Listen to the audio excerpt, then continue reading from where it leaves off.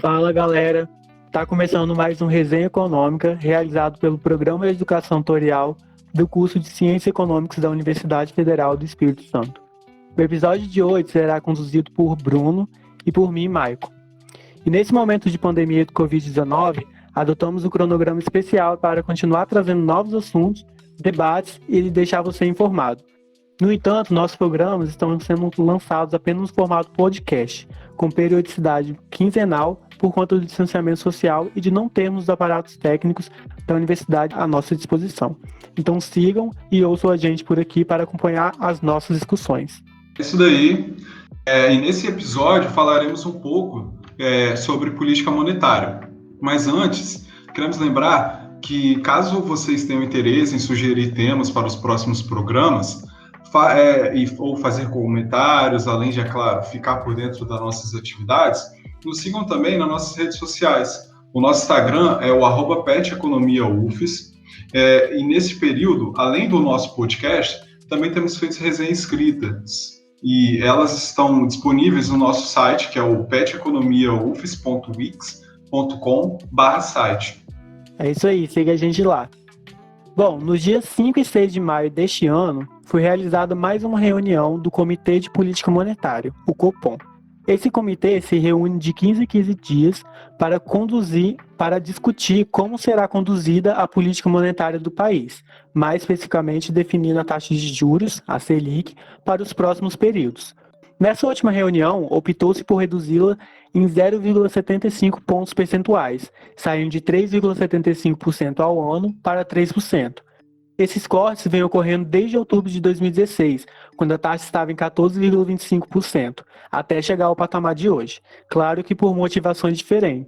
Isso daí, dado o contexto atual que estamos vivendo, ou seja, a pandemia do novo coronavírus, diversos bancos centrais estão realizando sucessivas reduções da taxa de juros para estimular a economia. E o Brasil não é diferente, como citamos. Podemos nos perguntar, então, como essas taxas menores chegam na ponta da economia para que haja estímulos para consumidores e empresas?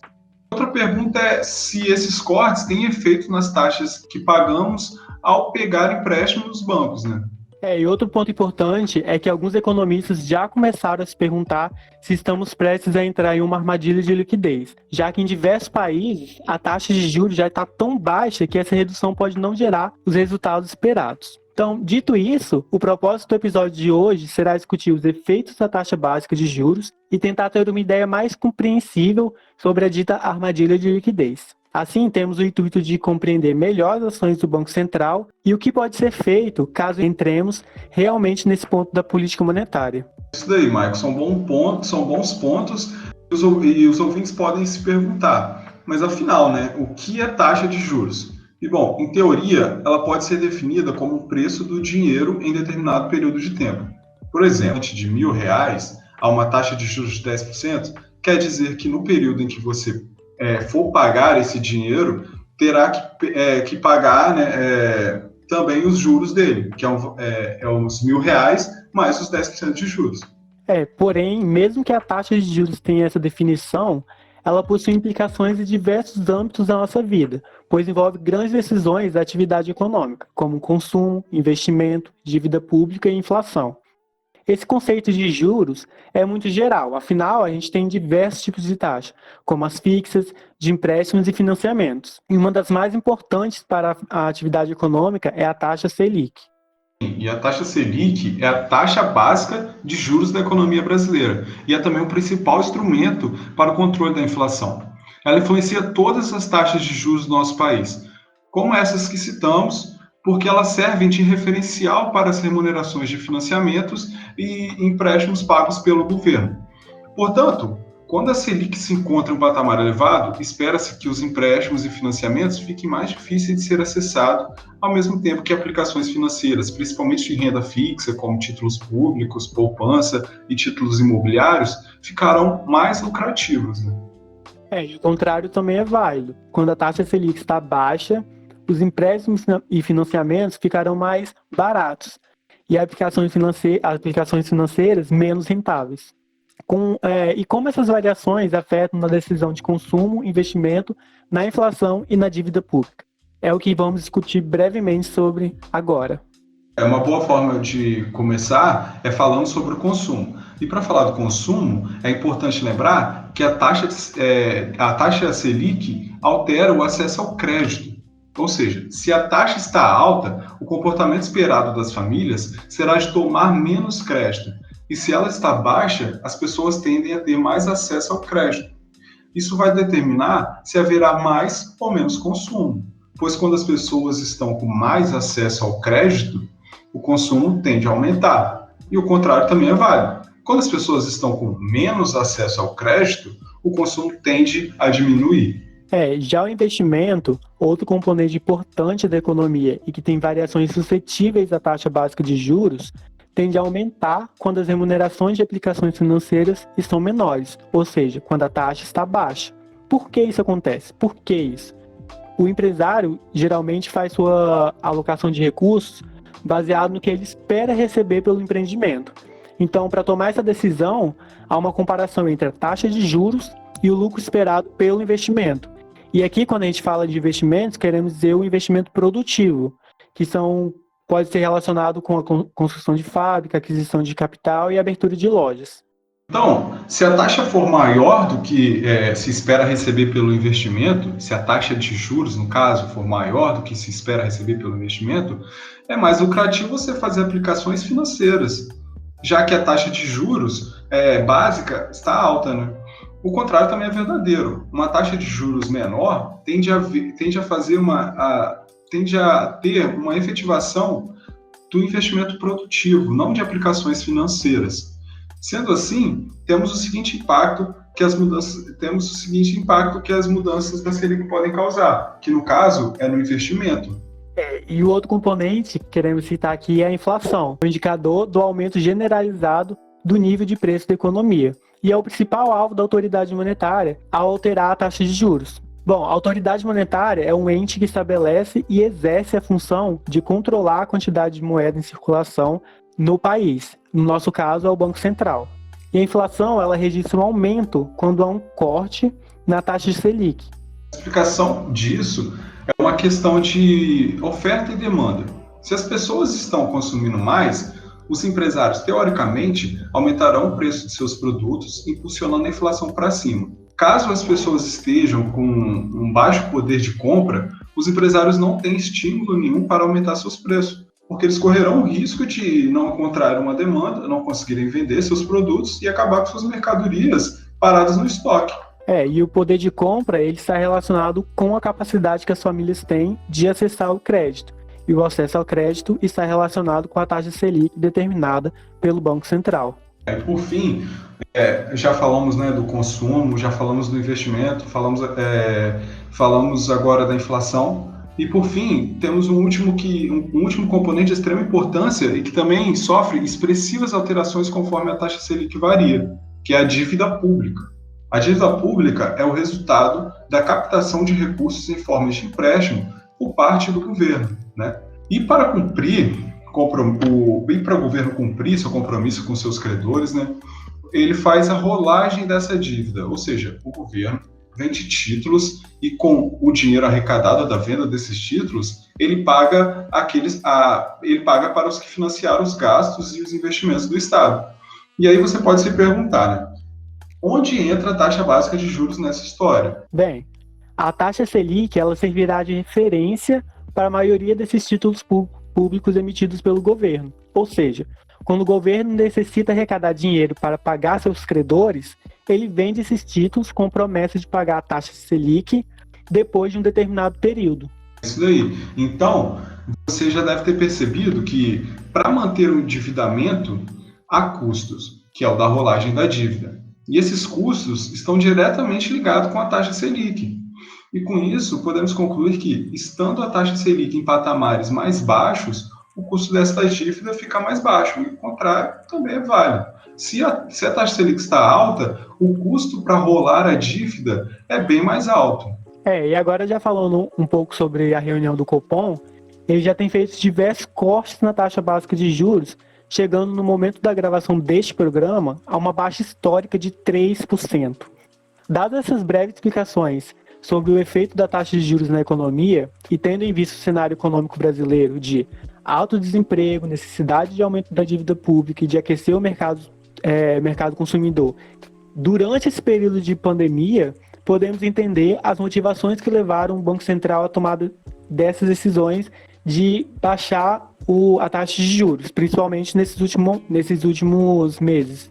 É isso, e na última reunião do Copom, a reunião que eles cortaram a taxa de juros em 0,75 pontos percentuais, o Conselho discutiu e avaliou que os impactos da pandemia de Covid-19 potencializou a desaceleração do crescimento mundial, causou a queda nos preços das commodities e também causou a queda nos preços dos ativos, além de as expectativas do PIB deste ano, que já estão negativas e a inflação chegando a 2%. Dado esse contexto, o comitê avalia que é de extrema importância a atuação do Banco Central para estimular a economia, pois sem ele o crescimento da economia pode ser ainda pior.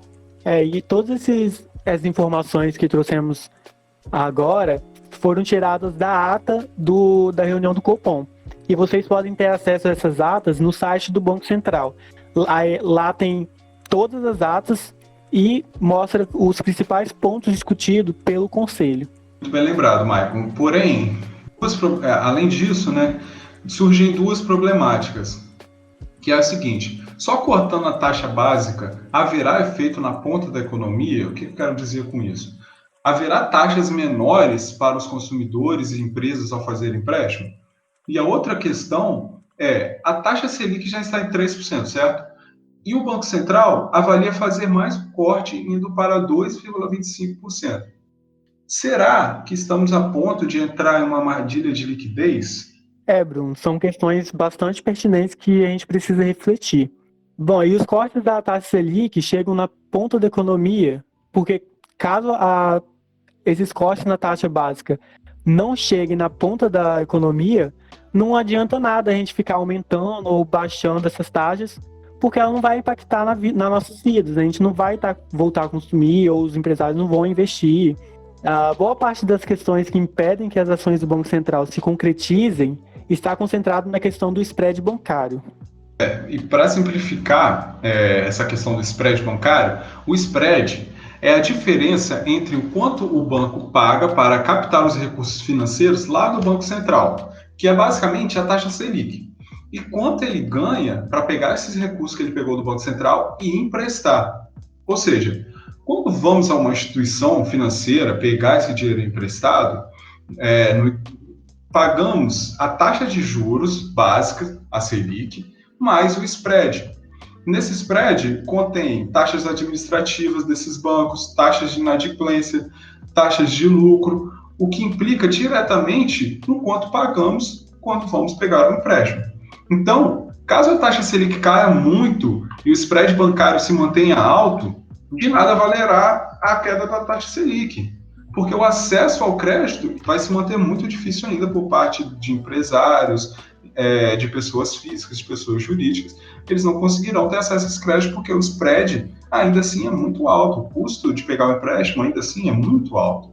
E dados do Banco Central apontam para o spread no início de 2020 no mesmo patamar de 2015, mesmo tendo a taxa básica de juros sofrido um corte de 10 pontos percentuais durante esse período. Isso mostra como no Brasil o custo do crédito e do empréstimo é muito alto, pois mesmo com a queda da Selic, o spread bancário praticamente não se modificou com o passar do tempo, levando o país a ter o segundo maior spread do mundo. Isso é um número de bastante relevância. E algumas explicações para isso levam em conta fatores como a falta de concorrência entre os bancos. Porque, como temos poucos bancos, são ali 4, 5 instituições gigantes no Brasil, e elas ocupam a maioria do mercado financeiro, essas instituições conseguem aumentar sua margem de lucro cobrando uma taxa de juros maior, já que o tomador de empréstimo somos nós, somos os empresários, não vai ter muitas escolhas de qual instituição ir, de qual instituição vale mais a pena, qual o crédito é mais barato. E devemos lembrar também, dentro do spread bancário estão incluídas as taxas de juros, não são apenas taxas administrativas ou as taxas de inadimplência, estão contidas taxas de lucro dos bancos. E outro fator que contribui para esses altos spreads é a taxa de inadimplência, como o Bruno citou. Ou seja, a proporção daqueles que não conseguem honrar com a dívida que captou junto ao banco. Ela também, porém, a proporção da taxa de inadimplência é muito pequena, o que torna questionável o alto custo do empréstimo que nos é dado. E aí tem uma narrativa que os bancos falam que o empréstimo ele é alto porque a taxa de inadimplência é alta. Só que, como eu disse, a proporção dela é muito pequena. Então, torna questionável esse argumento por parte dos bancos.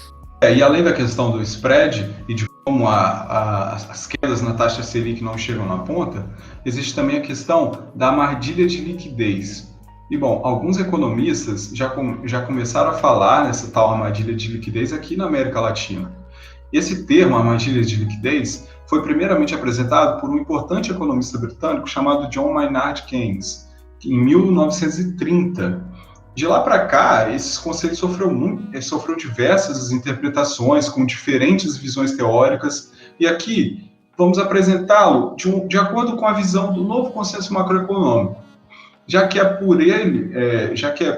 por essa visão que os bancos centrais atualmente se guiam para fazer suas políticas. A armadilha de liquidez ela pode ser entendida como o ponto em que a política monetária tradicional, que é a principal temática desse episódio, perde sua capacidade de estimular a economia. Isso ocorre quando a taxa básica de juros atinge um patamar muito baixo, ali quase zero, e os novos cortes nela deixam de ser, digamos, importantes. E este é um cenário que vários países desenvolvidos enfrentam, pois as suas taxas já estão tão baixas que quando ocorre alguma situação, como do coronavírus atualmente, eles não possuem esse instrumento de política econômica para reagir contra esses acontecimentos, esses fatos. E na América Latina, excetuando o México, a taxa básica ela já está ali entre 0,25% e 3,25%. Então, se o principal instrumento da política monetária, que é o corte na taxa de juros, já não é mais eficaz, o que devemos fazer? O que o Banco Central, no caso, deve fazer? E, bom, existem algumas alternativas que alguns economistas, como Paul Krugman, apontam, e essas alternativas são as chamadas políticas monetárias não convencionais, na qual usa-se outros artifícios para estimular as atividades. As autoridades monetárias, então, mudam a estrutura de seus balanços e fazem compras massivas de ativos financeiros de outros bancos para jogar mais dinheiro na economia, tentando facilitar o crédito às pessoas. E como isso acontece, Bruno? Lembra quando falamos sobre os spreads e os cortes na taxa básica não chegar na ponta? Pois é. Com a nova política, o Banco Central meio que força os outros bancos a emprestarem dinheiro a juros mais baixos para os indivíduos, pois agora é muito mais lucrativo para eles fazerem esses empréstimos, já que a taxa de juros praticadas entre o sistema financeiro são bem mais baixas, ali quase zero, e o crédito das empresas e consumidores ficam um pouco mais rentável, os bancos emprestarem para consumidores e investidores. Então, temos um combo de taxa básica quase zero e muito dinheiro à disposição para ser emprestado, já que as autoridades monetárias estão fazendo isso com compra de ativos dos bancos comerciais. E esse artifício ele já foi usado algumas vezes na história econômica, como na crise japonesa de 1990 e na crise financeira de 2008. A política japonesa baseou-se em duas principais ações: aumento das reservas bancárias e manter as taxas de overnight em zero. As taxas de overnight, para explicar, são taxas de curtíssimo prazo e remuneram as reservas do banco em dinheiro durante a noite. Bom, é isso mesmo. É o governo valorizando o capital dos bancos privados. Bom, e a primeira ação que comentamos brevemente, agora há pouco, são o aumento das reservas que os bancos comerciais possuem. Bom, se eles têm muito dinheiro retido e não encontram tão facilmente aplicações lucrativas, aplicações financeiras, então restam a eles conceder esses empréstimos. E o outro argumento, a outra principal ação do banco da política japonesa são as taxas de overnights mantidas em zero. Ela potencializa ainda mais os estímulos ao banco a emprestarem para o consumo privado e a investimentos, basicamente pelo mesmo motivo que falamos. Isso. E outra ocasião que essa política foi usada também foi na crise de 2008. Mas por ser uma discussão muito longa, citamos apenas para que você saiba quando ela foi usada, nos períodos que ela foi usada Mas se os ouvintes quiserem saber mais sobre a crise de 2008, você pode mandar um e-mail para a gente no peteconomiaufes@gmail.com, sugerindo esse tema, e quem sabe alguns petianos façam uma atividade, seja uma resenha escrita, seja uma rádio gravada, para que você se informe mais sobre. Mas voltando ao nosso assunto, uma das questões levantadas sobre essa política monetária é que não se sabe qual a dimensão de seus efeitos, ou até que ponto ela deve ir. Por exemplo, no Japão durou 5 anos. E outra questão também é se ela sozinha pode fornecer grandes impactos na economia. E levando esse caso para o Brasil e no período atual, o ministro da Economia e também membro do Conselho Monetário Nacional, Paulo Guedes, já sinalizou que o Banco Central brasileiro poderá usar essas medidas para conter a crise. Mas será que isso proporcionará incentivos, dado o que levantamos e também dado a pandemia? É uma ótima questão, afinal as pessoas estão ou deveriam estar praticando isolamento social, né? O desemprego está aumentando a cada dia que passa, e além de que usar política fiscal parece um impedimento para o governo, sabe? Alegando não ter capacidade de expansão da dívida, enfim, baseado na política econômica do ministro Paulo Guedes. Essas são questões bastante delicadas, claro, e precisam ser analisadas com bastante cuidado e buscar sempre os efeitos que ela podem ter na grande camada da população, que é os trabalhadores, que é quem realmente move nossa economia. E apesar da armadilha de liquidez ser um fenômeno novo para o país emergentes, a pandemia do novo coronavírus só piora a situação. Para vocês que acompanham as atividades do PET, já falamos aqui sobre várias situações de várias regiões sobre o coronavírus, sobre o distanciamento social, as restrições de importação, sobre o câmbio, renda básica, e entre outros diversos assuntos. Isso tudo junto num pacote só, ele potencializa os efeitos da armadilha de liquidez, impedindo então que a política monetária tenha efeitos na economia para estimular a economia, já que as coisas não estão funcionando muito bem durante esse período de pandemia do coronavírus. É isso aí, galera. Eu espero que todos tenham compreendido um pouco mais sobre a política monetária, principalmente nesse período difícil que estamos vivendo. Agora a gente está encerrando mais um programa, Resenha Econômica, né? Estamos gravando aqui, eu e o Michael estamos gravando à distância, cada um em sua casa, passando por problemas técnicos, problemas técnicos, assim, precários, mas mesmo assim se dedicando muito para levar um pouco de conhecimento para vocês. E bom, caso vocês desejem entrar em contato conosco, como eu disse anteriormente, fica à vontade para nos enviar perguntas e sugestões através do nosso e-mail, que é o peteconomiaufes@gmail.com. Ou então, você pode entrar no nosso site, que é o peteconomiaufes.wix.com/site. Lá você vai encontrar nossas resenhas escritas, que estão sendo publicadas todas digitalmente, porque, afinal, a gente está com nossas atividades presenciais paradas. E lá também você encontra as rádios, os links para as rádios anteriores e outras atividades que fazemos normalmente quando não estamos em isolamento social, né? Então, e sua participação é muito importante para nós, sabe? Aproveite também para seguir no Instagram, que é o @peteconomiaufes, para ficar por dentro das nossas outras atividades, como eu disse anteriormente, resenhas escritas, atividades presenciais como seminários, a resenha econômica, que é um texto que todos os petianos escrevem toda semana, falando sobre diversos temas, principalmente agora, sobre as problemáticas que estamos vivendo, tá? Então, não esqueça, siga a gente nas nossas redes sociais, que é o @peteconomiaufes, no Instagram, no caso. Esperamos que este programa, este episódio tenha sido proveitoso para vocês, que vocês tenham compreendido os conceitos que trouxemos aqui. E o programa Resenha Econômica, ele é uma atividade do PET Economia, o programa de educação tutorial do curso de Ciências Econômicas da UFES, em formato exclusivo de podcast por conta da paralisação das atividades presenciais na universidade. Bom, só queremos lembrar mais uma vez, tomem todos os cuidados necessários, se for possível, evitem aglomerações, usem máscaras e, mais importante, fiquem em casa. Muito obrigado a todos, a audiência. Espero ver vocês nos próximos programas, escutando o nosso podcast.